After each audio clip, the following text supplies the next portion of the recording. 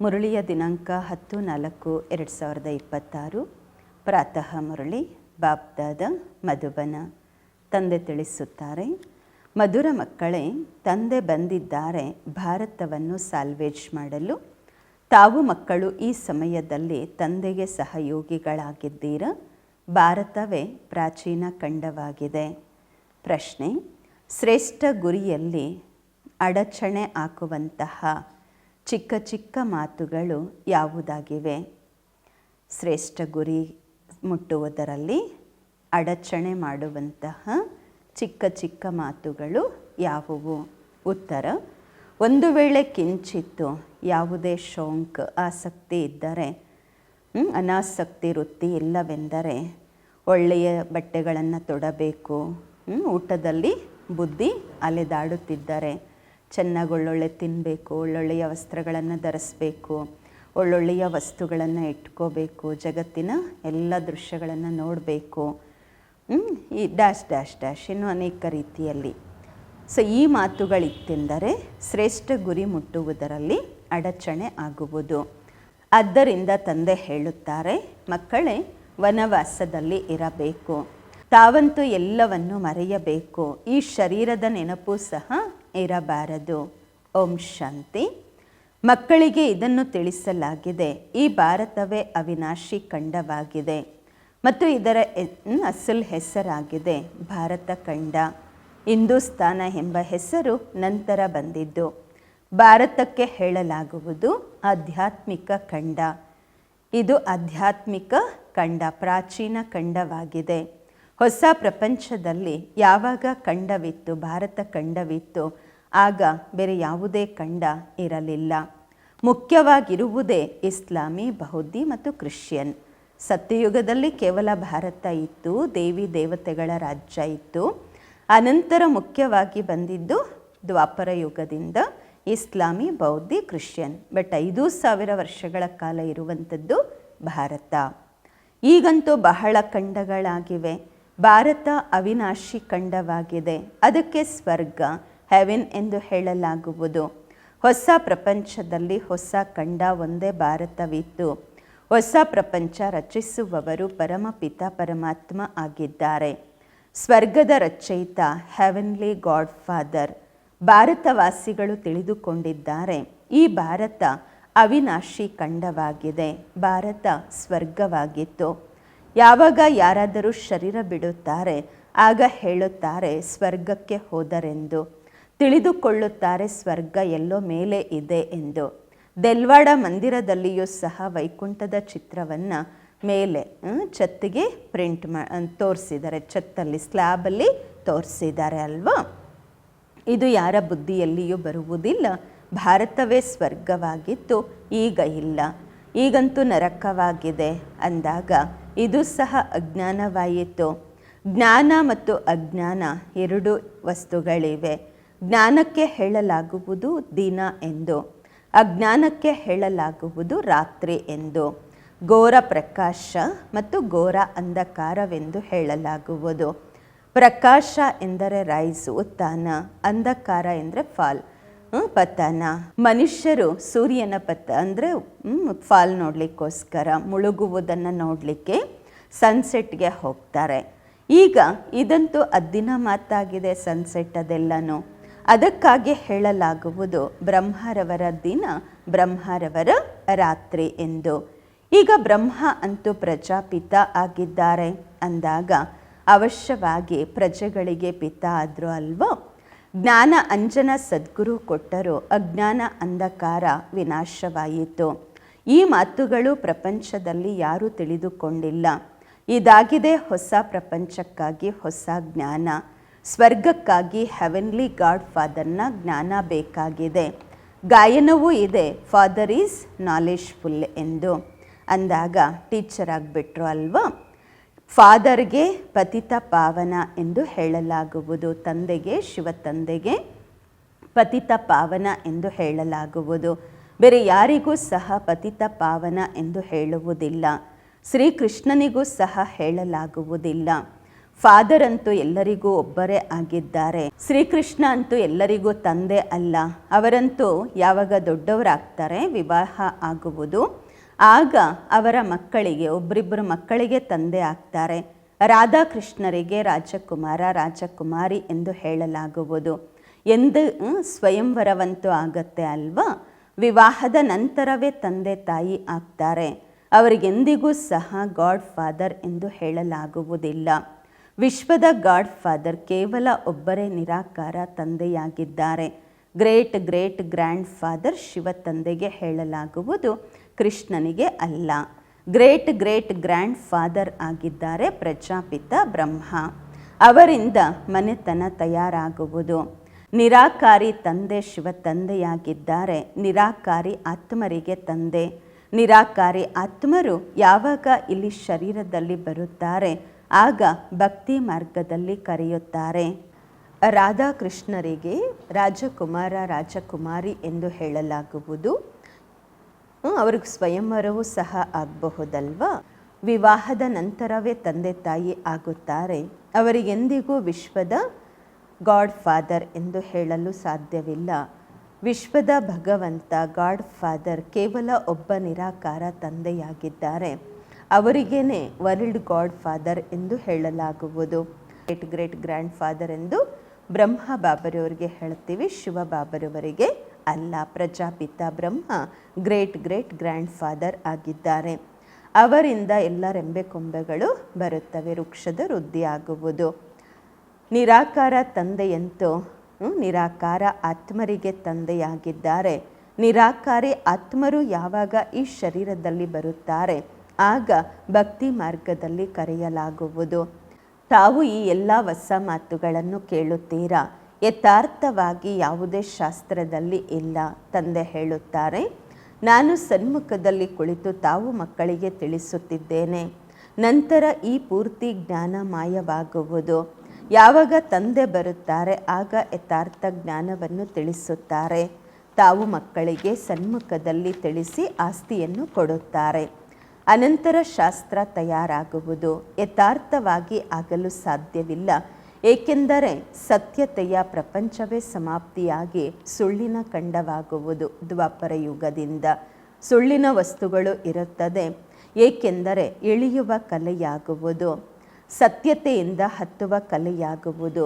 ಭಕ್ತಿಯಾಗಿದೆ ರಾತ್ರಿ ಅಂಧಕಾರದಲ್ಲಿ ಪೆಟ್ಟು ತಿನ್ನುತ್ತಿರುತ್ತಾರೆ. ಅಂದರೆ ಎಲ್ಲ ಕಡೆ ಸುತ್ತಾಡ್ತಾನೆ ಇರ್ತಾರೆ, ತಲೆಬಾಗ್ತಾನೆ ಇರ್ತಾರೆ. ಅಂತಹ ಘೋರ ಅಂಧಕಾರ ಈ ಸಮಯದಲ್ಲಿ ಇದೆ. ಮನುಷ್ಯರಿಗೆ ಏನೂ ಗೊತ್ತೇ ಆಗುವುದಿಲ್ಲ. ಬಾಗಿಲು ಬಾಗಿಲಿಗೂ ಅಲೆದಾಡುತ್ತಿರುತ್ತಾರೆ, ಪೆಟ್ಟು ತಿನ್ನುತ್ತಿರುತ್ತಾರೆ. ಈ ಸೂರ್ಯನಿದ್ದು ಕೂಡ ರೈಸ್ ಮತ್ತು ಫಾಲ್ ಆಗುತ್ತೆ ಅಲ್ವಾ. ಮಕ್ಕಳು ಹೋಗಿ ನೋಡುತ್ತಾರೆ. ಯಾವಾಗ ಸೂರ್ಯಾಸ್ತ ಆಗತ್ತೆ ಅಲ್ಲಿ ಹೋಗಿ ಸನ್ಸೆಟ್ ಪಾಯಿಂಟನ್ನು ಅಲ್ಲಿ ನಿಂತು ನೋಡುತ್ತಾರೆ. ಈಗ ತಾವು ಮಕ್ಕಳು ಜ್ಞಾನ ಸೂರ್ಯನ ಉದಯವಾಗುವುದನ್ನು ನೋಡಬೇಕು. Rise of Bharat, down fall of Bharat ಅಂದರೆ ಭಾರತದ ಉತ್ಥಾನ ಮತ್ತು ಭಾರತದ ಪತನವಾಗುವುದು. ಭಾರತ ಆ ರೀತಿ ಮುಳುಗುತ್ತೆ ಹೇಗೆ ಸೂರ್ಯ ಮುಳುಗುವ ರೀತಿಯಲ್ಲಿ. ಈಗ ಆ ರೀತಿ ಉದಯವಾಗ್ತಾ ಇದೆ. ಸೂರ್ಯೋದಯದ ರೀತಿಯಲ್ಲಿ ಭಾರತದ ಉದಯವಾಗುತ್ತಿದೆ. ಸತ್ಯನಾರಾಯಣನ ಕಥೆಯಲ್ಲಿ ಇದನ್ನು ತೋರಿಸುತ್ತಾರೆ. ಭಾರತದ ದೋಣಿ ಕೆಳಗೆ ಹೊರಟು ಹೋಯಿತು. ಅನಂತರ ತಂದೆ ಬಂದು ಸಾಲ್ವೇಜ್ ಮಾಡುತ್ತಾರೆ. ತಾವು ಈ ಭಾರತವನ್ನು ಪುನಃ ಸಾಲ್ವೇಜ್ ಮಾಡುತ್ತೀರಾ. ಇದನ್ನು ತಾವು ಮಕ್ಕಳೇ ತಿಳಿದುಕೊಂಡಿದ್ದೀರಾ. ತಾವು ನಿಮಂತ್ರಣ ಕೊಡುತ್ತೀರಾ. ನವನಿರ್ಮಾಣ ಪ್ರದರ್ಶನಿ ಎಂಬ ಹೆಸರು ಸರಿಯಿದೆ. ಹೊಸ ಪ್ರಪಂಚ ಹೇಗೆ ಸ್ಥಾಪನೆಯಾಗುವುದು ಅದರ ಪ್ರದರ್ಶನಿಯೂ ಇದೆ. ಚಿತ್ರಗಳ ಮೂಲಕ ತಿಳುವಳಿಕೆ ಕೊಡಲಾಗುವುದು ಅಂದಾಗ ಅದೇ ನಡೆದು ಬಂತು, ಅದೇ ಹೆಸರಿತ್ತು ಅಂದರೆ ಒಳ್ಳೆಯದು. ಹೊಸ ಪ್ರಪಂಚ ಹೇಗೆ ಸ್ಥಾಪನೆಯಾಗುವುದು, ಉತ್ಥಾನ ಹೇಗಾಗುವುದು ಇದನ್ನು ತಾವು ತೋರಿಸುತ್ತೀರಾ. ಅವಶ್ಯವಾಗಿ ಹಳೆಯ ಪ್ರಪಂಚ ಪತನವಾಗುವುದು, ಅದಕ್ಕೆ ತೋರಿಸ್ತೀರಾ ಚಿತ್ರದಲ್ಲಿ. ಮತ್ತು ರೈಸ್ ಹೇಗಾಗತ್ತೆ, ಉತ್ಥಾನ ಹೇಗಾಗತ್ತೆ, ಇದು ಸಹ ಒಂದು ಸ್ಟೋರಿ ಆಗಿದೆ. ರಾಜ್ಯ ಪಡೆಯುವುದು ಮತ್ತು ರಾಜ್ಯ ಕಳೆದುಕೊಳ್ಳುವುದು. 5000 ವರ್ಷಗಳಿಗೆ ಮೊದಲು ಏನಾಗಿತ್ತು ಹೇಳ್ತಾರೆ. ಸೂರ್ಯವಂಶೀಯರ ರಾಜ್ಯ ಇತ್ತು. ನಂತರ ಚಂದ್ರವಂಶಿ ರಾಜ್ಯ ಸ್ಥಾಪನೆಯಾಯಿತು. ಅವರಂತೂ ಒಬ್ಬರಿಬ್ಬರು ರಾಜ್ಯ ಪಡ್ಕೊಳ್ತಾರೆ, ಒಬ್ಬರಿಬ್ಬರಿಂದ ಏಕ್ ದೋಸೆ ರಾಜ್ಯ ಲೇತೆ ಹೇ ಅಲ್ವಾ, ತೋರಿಸ್ತಾರೆ ಇಂತಹವರಿಂದ ರಾಜ್ಯ ಸಿಕ್ಕಿತೆಂದು. ಅವರೇನು ಮೆಟ್ಟಿಲಿನ ಬಗ್ಗೆ ತಿಳಿದುಕೊಂಡಿಲ್ಲ, ಅಂದರೆ ಜೀವನ ಚಕ್ರದ ಬಗ್ಗೆ ತಿಳಿದುಕೊಂಡಿಲ್ಲ. ಇಲ್ಲಂತೂ ತಂದೆ ತಿಳಿಸುತ್ತಿದ್ದಾರೆ, ತಾವು ಗೋಲ್ಡನ್ ಏಜಿಂದ ಸಿಲ್ವರ್ ಏಜಲ್ಲಿ ಬಂದಿದ್ದೀರಾ. ಅನಂತರ ಮೆಟ್ಟಿಲು ಇಳಿಯುತ್ತಾ ಬರುತ್ತಾ ಈಗ ಕಲಿಯುಗದ ಅಂತಿಮದಲ್ಲಿ ಇದ್ದೀರಾ. ಈ 84 ಜನ್ಮಗಳ ಮೆಟ್ಟಿಲು ಇದಾಗಿದೆ. ಮೆಟ್ಟಿಲು ಇಳಿಯುತ್ತಾ ಹೋಗುತ್ತೀರಾ, ಮತ್ತೆ ಹತ್ತಬೇಕಾಗುವುದು. ಡೌನ್ ಫಾಲ್ನ ರಹಸ್ಯವನ್ನು ಸಹ ತಿಳಿಸಲಾಗುವುದು. ಭಾರತದ ಡೌನ್ ಫಾಲ್ ಎಷ್ಟು ಸಮಯ, ಮತ್ತು ರೈಸ್ ಎಷ್ಟು ಸಮಯ, ಉತ್ಥಾನ ಎಷ್ಟು ಸಮಯ, ಪತನ ಎಷ್ಟು ಸಮಯ, ಮತ್ತು ಫಾಲ್ ಆ್ಯಂಡ್ ರೈಸ್, ಭಾರತದ್ದೇ ಉತ್ಥಾನ ಮತ್ತು ಪತನವಾಗುವುದು. ಭಾರತದಾಗುತ್ತೆ ಅಂದರೆ ಭಾರತವಾಸಿಗಳದು ಈಗ ಉತ್ಥಾನ ಆಗಬೇಕಾಗಿದೆ. ವಿಚಾರ ಸಾಗರ ಮಂಥನ ಮಾಡಬೇಕು. ಮನುಷ್ಯರಿಗೆ ಟೆಂಪ್ಟೇಷನಲ್ಲಿ ಹೇಗೆ ತರಬೇಕು ಮತ್ತು ನಿಮಂತ್ರಣ ಹೇಗೆ ಕೊಡಬೇಕು. ಸಹೋದರ ಸಹೋದರಿಯರೇ ಬನ್ನಿ ತಿಳಿದುಕೊಳ್ಳಿ ಅಂತ ಕರಿಬೇಕು, ನಿಮಂತ್ರಣ ಕೊಡಬೇಕು. ಬಾಬರವರ ಮಹಿಮೆಯನ್ನು ಮೊದಲೇ ತಿಳಿಸಬೇಕು. ಶಿವ ತಂದೆಯ ಮಹಿಮೆಯ ಒಂದು ಬೋರ್ಡ್ ಹಾಕಬೇಕು. ಪತಿತ ಪಾವನ ಜ್ಞಾನ ಸಾಗರ, ಪವಿತ್ರತೆ ಸುಖ ಶಾಂತಿಯ ಸಾಗರ, ಸಂಪತ್ತಿನ ಸಾಗರ, ಸರ್ವರ ಸದ್ಗತಿ ದಾತ, ಜಗತ್ಪಿತ, ಜಗತ್ ರಕ್ಷಕ, ಜಗದ್ಗುರು ಶಿವ ತಂದೆಯ ಜೊತೆ ಬನ್ನಿ, ಮಿಲನ ಮಾಡಿ ತಮ್ಮ ಸೂರ್ಯವಂಶಿ ಚಂದ್ರವಂಶಿ ಆಸ್ತಿಯನ್ನು ಪಡೆದುಕೊಳ್ಳಿ. ಈ ರೀತಿ ಬೋರ್ಡ್ ಹಾಕಲಿಕ್ಕೆ ಬಾಬಾ ಹೇಳುತ್ತಾ ಇದ್ದಾರೆ. ಮನುಷ್ಯರಿಗೆ ತಂದೆಯ ಬಗ್ಗೆ ಆಗ ಗೊತ್ತಾಗುವುದು. ತಂದೆ ಮತ್ತು ಶ್ರೀಕೃಷ್ಣನ ಮಹಿಮೆ ಬೇರೆ ಬೇರೆಯಾಗಿದೆ. ಇದು ತಾವು ಮಕ್ಕಳ ಬುದ್ಧಿಯಲ್ಲಿ ಕುಳಿತುಕೊಳ್ಳಬೇಕು. ಸರ್ವಿಸಬಲ್ ಮಕ್ಕಳು ಯಾರಿದ್ದಾರೆ ಅವರು ಪೂರ್ತಿ ದಿನ ಓಡಿ ಓಡಿ ಸೇವೆ ಮಾಡುತ್ತಿರುತ್ತಾರೆ. ತಮ್ಮ ಲೌಕಿಕ ಸರ್ವಿಸ್ ಇದ್ದರೂ ಸಹ, ಲೌಕಿಕ ಜಾಬ್ ಇದ್ದರೂ ಸಹ ರಜಾ ತಗೊಂಡು ಸರ್ವಿಸ್ನಲ್ಲಿ ತೊಡಗುತ್ತಾರೆ. ಇದಾಗಿದೆ ಈಶ್ವರಿಯ ಸರ್ಕಾರ. ಕಾಸು ಅಕ್ಕಂದಿರು, ಹೆಣ್ಣು ಮಕ್ಕಳು, ಕುಮಾರಿಯರು ಒಂದು ವೇಳೆ ಈ ರೀತಿ ಸೇವೆಯಲ್ಲಿ ತೊಡಗಿದರೆ ಬಹಳ ಬಾಬನ ಹೆಸರು ಪ್ರಸಿದ್ಧವಾಗುವುದು. ಸರ್ವಿಸಬಲ್ ಮಕ್ಕಳ ಪಾಲನೆಯಂತೂ ಒಳ್ಳೆಯ ರೀತಿ ಆಗುತ್ತಿರುವುದು. ಏಕೆಂದರೆ ಶಿವ ತಂದೆಯ ಭಂಡಾರ ಭರ್ಪೂರಾಗಿದೆ. ಯಾವ ಭಂಡಾರದಿಂದ ತಿಂತೀರಾ ಅಂದರೆ ಪಾಲನೆ ತಗೊಳ್ತೀರಾ, ಆ ಭಂಡಾರ ಭರ್ಪೂರ್, ಕಾಲಕಂಟಕ ದೂರ್. ತಾವು ಶಿವ ವಂಶೀಯರಾಗಿದ್ದೀರಾ. ಅವರು ಶಿವ ತಂದೆ ರಚಯಿತ ಆಗಿದ್ದಾರೆ, ನೀವು ರಚನೆಯಾಗಿದ್ದೀರಾ. ಬಾಬೂಲ್ ಎಂಬ ಹೆಸರು ಬಹಳ ಮಧುರವಾಗಿದೆ. ಶಿವ ಸಾಜನ್ ಆಗಿದ್ದಾರೆ ಅಲ್ವಾ, ಶಿವ ಸಾಜನ್ನು ಕೂಡ ಆಗಿದ್ದಾರೆ. ಶಿವ ತಂದೆಯ ಮಹಿಮೆಯೇ ಬೇರೆಯಾಗಿದೆ. ನಿರಾಕಾರ ಎಂಬ ಅಕ್ಷರ ಬರೆಯುವುದರಿಂದ ತಿಳಿದುಕೊಳ್ಳುತ್ತಾರೆ ಅವರಿಗೆ ಯಾವುದೇ ಆಕಾರ ಇಲ್ಲ ಎಂದು. ಬಿಲ್ವೆಡ್ ಅಂದರೆ ಬಹಳ ಪ್ರಿಯಾತಿ, ಬಿಲ್ವೆಡ್ ಮೋಸ್ಟ್ ಶುಭ ಅಂದರೆ ಪ್ರಿಯಾತಿ ಪ್ರಿಯವಾಗಿರುವವರು ಶಿವ ತಂದೆ, ಪರಮ ಪ್ರಿಯ ಅಂತ ಬರಿಬೇಕು. ಈ ಸಮಯದಲ್ಲಿ ಯುದ್ಧದ ಮೈದಾನ ಅವ್ರದ್ದು ಆಗಿದೆ, ನಿಮ್ಮದು ಆಗಿದೆ ಅಂತಾರೆ ಬಾಬ್ರವರು. ಅಂದರೆ ಮಾಯೆಯ ಯುದ್ಧ ನಡೀತಾ ಇದೆ, ಸ್ಥೂಲ ಯುದ್ಧವೂ ನಡೀತಿದೆ, ಮಾಯೆಯ ಯುದ್ಧವೂ ನಡೀತಾ ಇದೆ. ಶಿವಶಕ್ತಿಯರು ಅಹಿಂಸಕರಾಗಿದ್ದೀರಾ, ಆದರೆ ಚಿತ್ರಗಳಲ್ಲಿ ದೇವಿಯರಿಗೆ ಅಸ್ತ್ರಶಸ್ತ್ರಗಳನ್ನು ತೋರಿಸಿದ್ದಾರೆ. ವಾಸ್ತವದಲ್ಲಿ ತಾವು ಯೋಗ ಅಥವಾ ನೆನಪಿನ ಬಲದಿಂದ ವಿಶ್ವದ ರಾಜ್ಯ ಭಾಗ್ಯವನ್ನು ಪಡೆದುಕೊಳ್ಳುತ್ತೀರಾ. ಅಸ್ತ್ರಶಸ್ತ್ರಗಳ ಮಾತಂತೂ ಇಲ್ಲ. ಗಂಗೆಯ ಪ್ರಭಾವ ತುಂಬ ಇದೆ. ಅನೇಕರಿಗೆ ಸಾಕ್ಷಾತ್ಕಾರವಾಗುವುದು. ಭಕ್ತಿ ಮಾರ್ಗದಲ್ಲಿ ತಿಳಿದುಕೊಳ್ಳುತ್ತಾರೆ ಗಂಗಾ ಜಲ ಸಿಕ್ಕಿದಾಗ ಉದ್ಧಾರವಾಗುವುದೆಂದು. ಆದ್ದರಿಂದ ಗುಪ್ತ ಗಂಗೆ ಎಂದು ಹೇಳುತ್ತಿರುತ್ತಾರೆ. ಹೇಳ್ತಾರೆ ಬಾಣ ಹೊಡೆದ್ರೆ ಗಂಗೆ ಹೊರಬಂತೆಂದು. ಗೋಮುಖದಿಂದಲೂ ಸಹ ಗಂಗೆ ತೋರಿಸುತ್ತಾರೆ ಅಲ್ವಾ.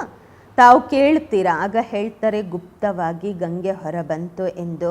ತ್ರಿವೇಣಿ ಸಂಗಮದಲ್ಲಿಯೂ ಕೂಡ ಸರಸ್ವತಿಯನ್ನು ಗುಪ್ತವಾಗಿ ತೋರಿಸುತ್ತಾರೆ. ಮನುಷ್ಯರು ಬಹಳಷ್ಟು ಮಾತುಗಳನ್ನು ಮಾಡಿದ್ದಾರೆ. ಇಲ್ಲಂತೂ ಒಂದೇ ಮಾತಾಗಿದೆ, ಕೇವಲ ತಂದೆ ಮತ್ತು ಆಸ್ತಿಯನ್ನು ನೆನಪು ಮಾಡಬೇಕು. ಅಲ್ಲಾಹ ಭಗವಂತ ಬಂದು ಸ್ವರ್ಗ ಸ್ಥಾಪನೆ ಮಾಡುತ್ತಾರೆ. ಖುದಾ ಸ್ವಯಂ ಭಗವಂತ ಸ್ವರ್ಗ ಸ್ಥಾಪನೆ ಮಾಡುತ್ತಾರೆ. ಈಶ್ವರನೇ ಸ್ವರ್ಗ ಸ್ಥಾಪನೆ ಮಾಡುತ್ತಾರೆ. ವಾಸ್ತವದಲ್ಲಿ ಈಶ್ವರ ಒಬ್ಬರಾಗಿದ್ದಾರೆ. ಇಲ್ಲಂತೂ ತಮ್ಮ ತಮ್ಮ ಭಾಷೆಯಲ್ಲಿ ಭಿನ್ನ ಭಿನ್ನ ಹೆಸರುಗಳನ್ನು ಇಟ್ಟಿದ್ದಾರೆ. ಆದರೆ ಇದನ್ನಂತೂ ತಿಳಿದುಕೊಳ್ಳುತ್ತಾರೆ, ಭಗವಂತನಿಂದ ಅವಶ್ಯವಾಗಿ ಸ್ವರ್ಗದ ರಾಜ್ಯಭಾಗ್ಯ ಸಿಗುವುದು. ಇಲ್ಲಂತೂ ತಂದೆ ಹೇಳುತ್ತಾರೆ, ಮನ್ಮನ ಭವ. ತಂದೆಯನ್ನು ನೆನಪು ಮಾಡುವುದರಿಂದ ಅವಶ್ಯವಾಗಿ ಆಸ್ತಿಯ ನೆನಪು ಬರುವುದು. ರಚಯಿತನ ರಚನೆ ಸ್ವರ್ಗವಾಗಿದೆ. ಈ ರೀತಿ ಹೇಳುವುದಿಲ್ಲ ರಾಮ ನರಕವನ್ನು ರಚನೆ ಮಾಡಿದರೆಂದು. ಭಾರತವಾಸಿಗಳಿಗೆ ಇದು ಗೊತ್ತೇ ಇಲ್ಲ, ನಿರಾಕಾರ ರಚಯಿತ ಯಾರು. ತಾವು ತಿಳಿದುಕೊಂಡಿದ್ದೀರಾ, ನರಕದ ರಚಯಿತ ರಾವಣ. ರಾವಣನನ್ನು ಸುಡಲಾಗುವುದು. ರಾವಣ ರಾಜ್ಯದಲ್ಲಿ ಭಕ್ತಿ ಮಾರ್ಗದ ಸಸಿ ಎಷ್ಟು ದೊಡ್ಡದಾಗಿದೆ. ರಾವಣನ ರೂಪವೂ ಸಹ ಬಹಳ ಭಯಂಕರವಾಗಿ ಮಾಡುತ್ತಾರೆ. ಹೇಳ್ತಾರೆ ರಾವಣ ನಮ್ಮ ಶತ್ರು ಎಂದು. ತಂದೆ ಅರ್ಥವನ್ನು ತಿಳಿಸುತ್ತಾರೆ. ವಿಸ್ತಾರ ಅಂತೂ ದೊಡ್ಡದಾಗಿದೆ. ರಾವಣನ ಶರೀರವೂ ಕೂಡ ದೊಡ್ಡದಾಗಿ ಮಾಡುತ್ತಾರೆ. ಶಿವತಂದೆಯಂತೂ ಬಿಂದುವಾಗಿದ್ದಾರೆ, ಆದರೆ ಚಿತ್ರವನ್ನು ದೊಡ್ಡದಾಗಿ ಮಾಡಿದ್ದಾರೆ. ಇಲ್ಲವೆಂದರೆ ಬಿಂದುವಿನ ಪೂಜೆ ಹೇಗಾಗುವುದು? ಪೂಜಾರಿಗಳಂತೂ ಆಗಬೇಕಾಗತ್ತೆ ಅಲ್ವಾ? ಆತ್ಮನಿಗೋಸ್ಕರ ಹೇಳಲಾಗುವುದು ಭ್ರುಕುಟಿಯ ಮಧ್ಯದಲ್ಲಿ ಹೊಳೆಯುತ್ತಿರುವ ನಕ್ಷತ್ರ ಎಂದು. ಮತ್ತೆ ಹೇಳುತ್ತಾರೆ ಆತ್ಮನೇ ಪರಮಾತ್ಮ ಎಂದು. ಮತ್ತೆ 1000 ಸೂರ್ಯರಿಗಿಂತ ಹೆಚ್ಚು ತೇಜೋಮಯ ಹೇಗಿರ್ಲಿಕ್ಕೆ ಸಾಧ್ಯ? ಆತ್ಮನ ವರ್ಣನೆಯೂ ಸಹ ಮಾಡುತ್ತಾರೆ ಅಲ್ವಾ? ಆದರೆ ತಿಳಿದುಕೊಳ್ಳುವುದಿಲ್ಲ.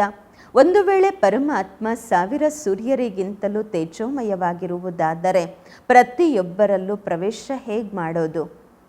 ನೋಡಲಿಕ್ಕೆ ಆಗಲ್ಲ ಅಂತಂದಾಗ ಆ ದೇಹದಲ್ಲಿ ಹೇಗೆ 1000 ಸೂರ್ಯರಿಗಿಂತಲೂ ತೇಜೋಮಯವಾಗಿರುವ ಭಗವಂತ ಪ್ರವೇಶ ಮಾಡ್ತಾರೆ? ಮತ್ತು ಸುಟ್ಟೋಗ್ಬಿಡಲ್ವಾ?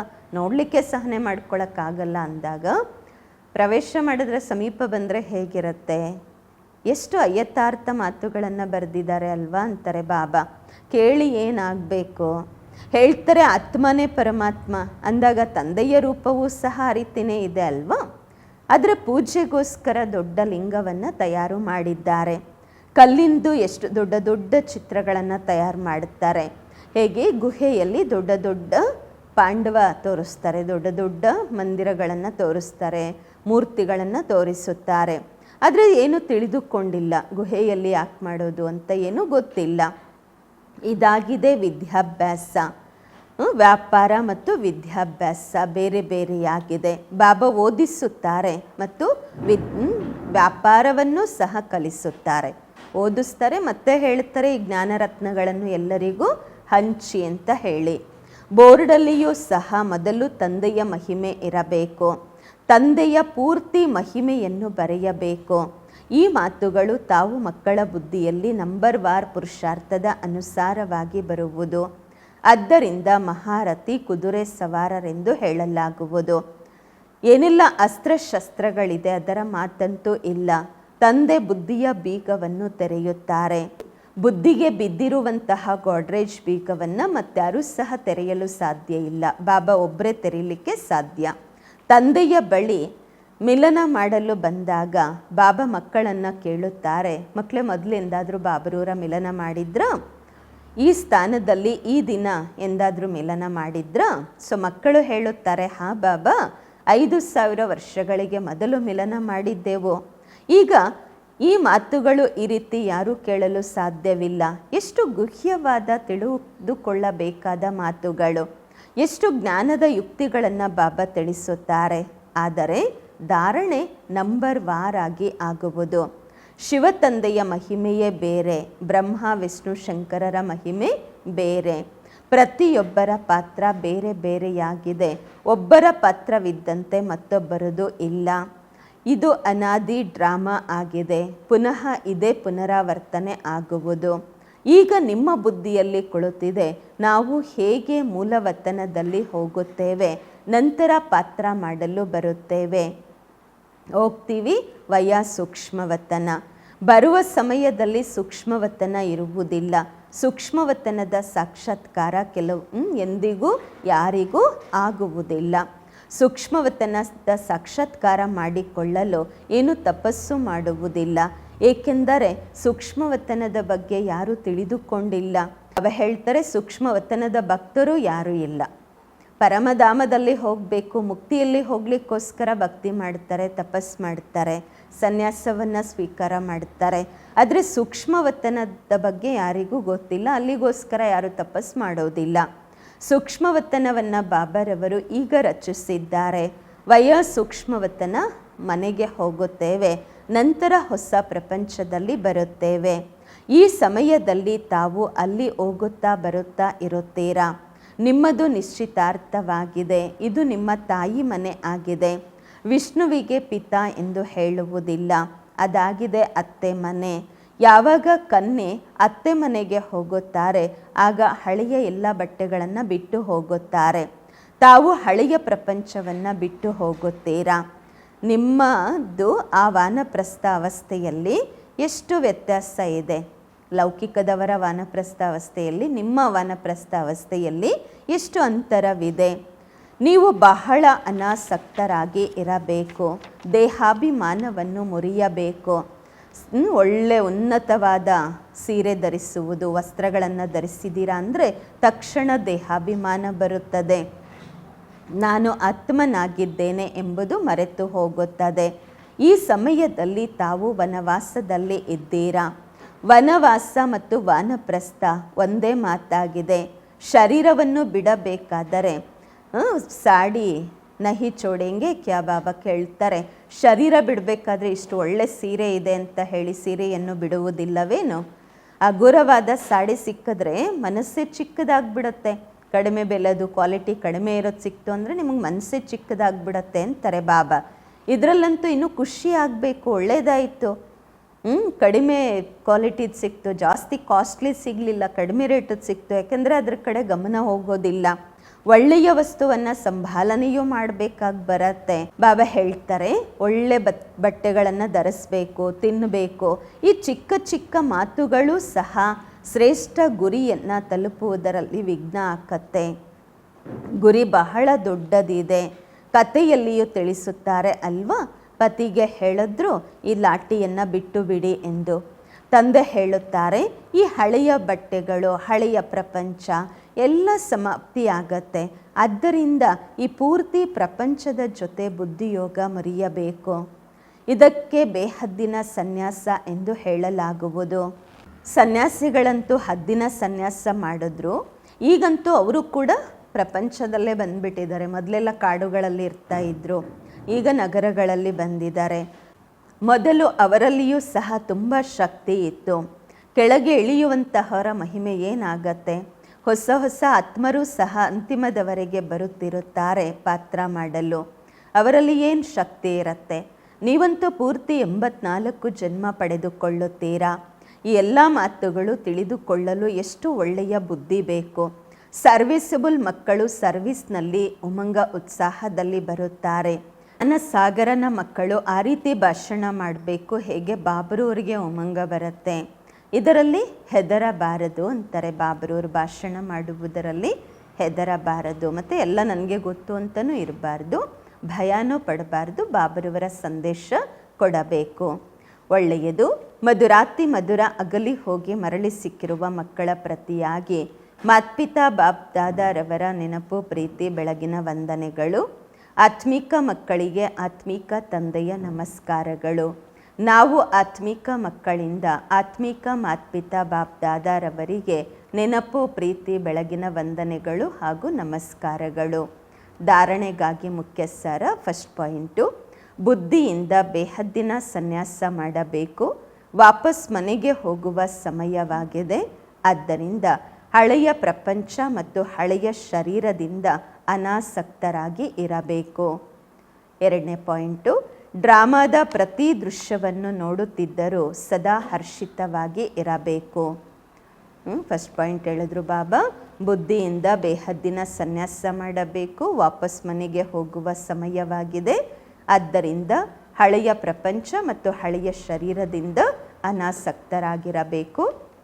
ಎರಡನೇದು, ಡ್ರಾಮಾದ ಪ್ರತಿ ದೃಶ್ಯ ನೋಡುತ್ತಾ ಸದಾ ಹರ್ಷಿತರಾಗಿ ಇರಬೇಕು. ವರದಾನ, ಬಾಪ್ ದಾದಾರವರನ್ನು ತಮ್ಮ ಜೊತೆಗಾರ ಎಂದು ತಿಳಿದು ಡಬಲ್ ಫೋರ್ಸಿಂದ ಕಾರ್ಯ ಮಾಡುವಂತಹ ಸಹಜ ಯೋಗಿ ಆಗಿರಿ. ಬಾಪ್ ದಾದಾರವರನ್ನು ತಮ್ಮ ಸಾಥಿ ಎಂದು ತಿಳಿದು ಡಬಲ್ ಫೋರ್ಸಿಂದ ಕಾರ್ಯ ಮಾಡುವಂತಹ ಸಹಜ ಯೋಗಿ ಆಗಿರಿ. ವರದಾನದ ವಿಶ್ಲೇಷಣೆ. ಯಾವುದೇ ಕಾರ್ಯ ಮಾಡುತ್ತಾ ಬಾಪ್ದಾದರವರನ್ನು ತಮ್ಮ ಸಾಥಿ ಮಾಡಿಕೊಂಡಾಗ ಡಬಲ್ ಫೋರ್ಸಿಂದ ಕಾರ್ಯ ಆಗುವುದು ಮತ್ತು ಸ್ಮೃತಿಯೂ ಸಹ ಬಹಳ ಸಹಜವಾಗಿ ಇರುವುದು. ಏಕೆಂದರೆ ಯಾರು ಸದಾ ಜೊತೆಯಲ್ಲಿ ಇರುತ್ತಾರೆ ಅವರ ನೆನಪು ಸಹಜವಾಗಿ ಸ್ವತಃವಾಗಿ ಇರುವುದು. ಅಂದಾಗ ಈ ರೀತಿ ಸಾಥಿಯಾಗಿರುವುದರಿಂದ ಮತ್ತು ಬುದ್ಧಿಯ ಮೂಲಕ ನಿರಂತರ ಸತ್ಯ ತಂದೆಯ ಸಂಗ ಮಾಡುವುದರಿಂದ ಸಹಜ ಯೋಗಿ ಆಗುತ್ತೀರಾ. ಮತ್ತು ಶಕ್ತಿಶಾಲಿ ಸಂಘ ಇರುವ ಕಾರಣ ಪ್ರತಿ ಕರ್ತವ್ಯದಲ್ಲಿ ನಿಮ್ಮ ಡಬಲ್ ಫೋರ್ಸ್ ಇರುತ್ತೆ ನಿಮಗೆ. ಅದರಿಂದ ಪ್ರತಿ ಕಾರ್ಯದಲ್ಲಿ ಸಫಲತೆಯ ಅನುಭೂತಿ ಆಗುವುದು. ಸ್ಲೋಗನ್. ಯಾರು ಎಂದಿಗೂ ಮಾಯೆಯ ಪ್ರಭಾವದಲ್ಲಿ ಪರವಶರಾಗುವುದಿಲ್ಲ ಅವರೇ ಮಹಾರಥಿ. ಯಾರು ಎಂದಿಗೂ ಮಾಯೆಯ ಪ್ರಭಾವಕ್ಕೆ ಪರವಶ ಆಗುವುದಿಲ್ಲ ಅವರೇ ಮಹಾರಥಿ. ಅವ್ಯಕ್ತ ಇಶಾರೆ. ಮಹಾನರಾಗಲು ಮಧುರತೆ ಮತ್ತು ನಮ್ರತೆಯ ಗುಣವನ್ನು ಧಾರಣೆ ಮಾಡಿಕೊಳ್ಳಿ. ಮಧುರತೆಯೇ ಬ್ರಾಹ್ಮಣ ಜೀವನದ ಮಹಾನತೆಯಾಗಿದೆ. ಎಲ್ಲಿ ಮಧುರತೆ ಇರುತ್ತದೆ ಅಲ್ಲಿ ಪವಿತ್ರತೆ ಇರುವುದು. ಪವಿತ್ರತೆ ಇಲ್ಲದೆ ಮಧುರತೆ ಬರಲು ಸಾಧ್ಯವಿಲ್ಲ. ಎಷ್ಟು ಬುದ್ಧಿಯಲ್ಲಿ ನಶೆ ಇರುತ್ತೆ ಅಷ್ಟು ಕರ್ಮದಲ್ಲಿ ನಮ್ರತೆ, ಮಾತಿನಲ್ಲಿ ಮಧುರತೆ ಇರುವುದು. ಈ ರೀತಿ ನಶೆಯಲ್ಲಿ ಇರುವುದರಿಂದ ಎಂದಿಗೂ ನಷ್ಟ ಆಗುವುದಿಲ್ಲ.